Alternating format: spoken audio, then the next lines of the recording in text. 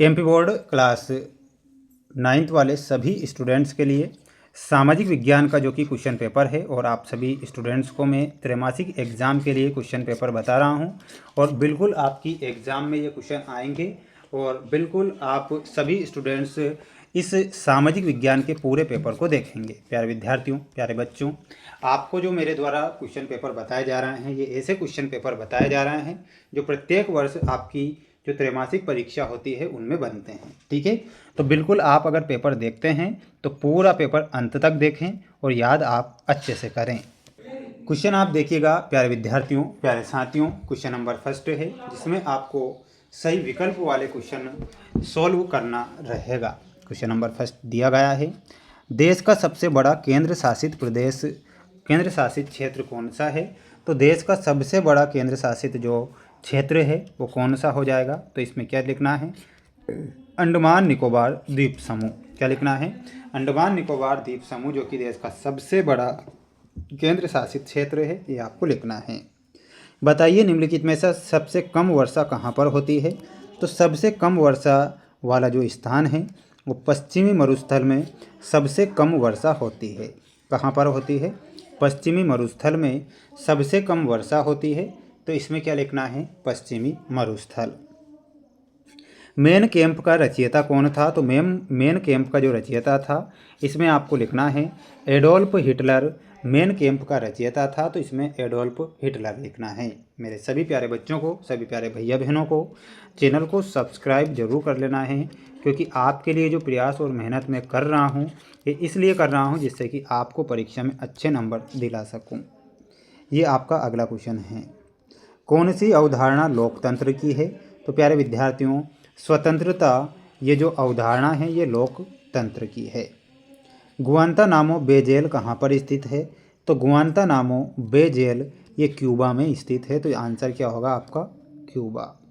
भारत में सबसे भयानक अकाल किस राज्य में पड़ता है? तो बंगाल में।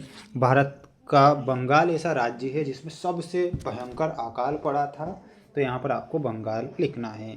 ठीक है, अगला क्वेश्चन है, ये आपके रिक्त स्थान वाले क्वेश्चन आएंगे ना, बिल्कुल ध्यान से देख लीजिए। मेरे सभी बच्चों को अच्छे से देखना है ना। गुजरात से अरुणाचल प्रदेश के स्थानीय समय में का अंतर है। तो कितना अंतर है? लिखना है 2 घंटे का अंतर है, 2 घंटे का। भारत में दक्षिण पश्चिम मानसून का समय कब से कब तक है? तो यहाँ पर आपका आंसर क्या होगा? ये जून से सितंबर तक है। ठीक है, जून से सितंबर, ये आपको याद होना चाहिए। वर्साई की संधि में हुई थी। तो वर्साई की संधि कब होती है? 28 जून 1919। श्यामा प्रसाद मुखर्जी के संस्थापक थे। तो ये भारतीय जनसंघ के संस्थापक थे, और आगे चल के ये भारतीय जनता पार्टी बनी है ना, भारतीय जनसंघ है ना, घा है ना। चुनाव का मतलब राजनीतिक क्या है? तो राजनीतिक प्रतियोगिता है। तो यहाँ पर आंसर क्या होगा? प्रतियोगिता। वास्तव में देश का हर व्यक्ति निर्धन है। तो वास्तव में देश का हर चौथा जो व्यक्ति होता है वो कैसा है? वो निर्धन है। ये आप यहाँ पर लिखेंगे है ना। एक बार सभी बच्चों को अच्छे से पढ़ना जरूर है ना, और जो पेपर बता रहा हूँ ना, प्रत्येक विषय के बता रहा हूँ, आप निश्चिंत रहिएगा, बिल्कुल आपको टेंशन लेना ही अब नहीं है ना।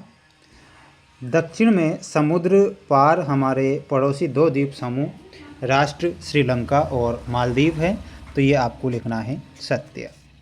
बाढ़ या सुनामी अप्राकृतिक घटनाएं हैं, ये गलत होगा, क्योंकि बाढ़ और सुनामी जो कि प्राकृतिक घटनाएं होती है।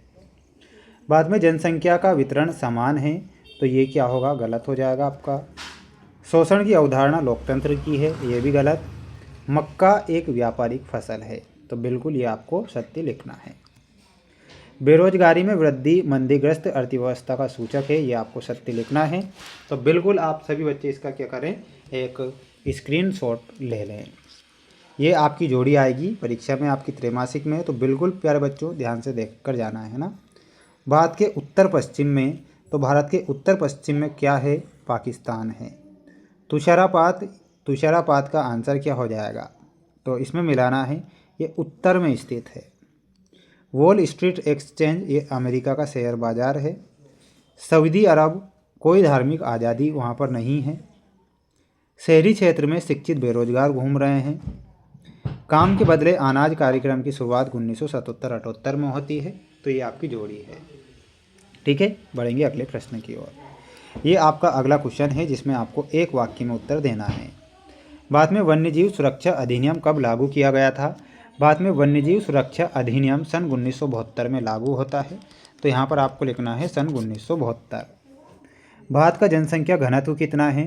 तो भारत का जनसंख्या घनत्व कितना है? 382 व्यक्ति प्रति वर्ग किलोमीटर। सियादी की लताओं से क्या बनाया जा सकता है? तो सियादी की लताओं से रस्सी बनाई जाती है। तो इसमें क्या लिखना है? रस्सी। पुष्कर का ऊंट मेला किस राज्य में लगता है? तो पुष्कर का ऊंट मेला जो कि राजस्थान राज्य में लगता है। सर्वाधिक गरीब जनसंख्या वाला राज्य कौन सा है? तो इसमें आपको लिखना है बिहार। अंत्योदय अन्न योजना किस समूह पर लक्षित है? तो इसमें आपको लिखना है निर्धनों में सबसे निर्धन। क्या लिखना है? यहाँ पर लिखना है निर्धनों में सबसे निर्धन। ये आपको यहाँ पर लिखना रहेगा। एक बार सभी बच्चे इसका एक स्क्रीनशॉट ले लें और अच्छे से याद कर लें। 6 से 23 तक के जो कुछ क्वेश्चन बच रहे हैं उनके आंसर मेरे इसी चैनल के द्वारा बहुत जल्द आएंगे। तो सभी बच्चों से मेरा ये कहना है कि चैनल को सब्सक्राइब जरूर करिएगा और अच्छे से मेहनत जरूर करना है।